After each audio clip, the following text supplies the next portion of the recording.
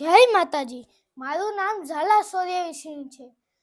નાના મોઢે મોટી વાત તો ન થાય, પણ જો હું આ વાત આજે નહીં કરું ને તો મારી અંદર વહી રહેલા ક્ષત્રિયના લોહીને લાછન લાગશે. મારે કોઈ અત્યારે વડીલોનું નામ તો નથી લેવું. કદાચ અત્યારે એમનું નામ લેવું એ પણ મારા માટે અપશબ્દ ગણાય.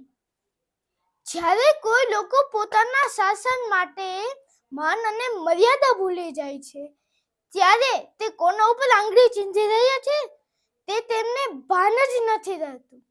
જ્યારે ક્ષત્રિય અત્યાર સુધીમાં માત્ર ને માત્ર માફી અને બલિદાન જ આપતું આવ્યું છે, પણ તેના બદલામાં શું મળ્યું? માત્ર તેને બદલામાં અન્યાય જ મળ્યો.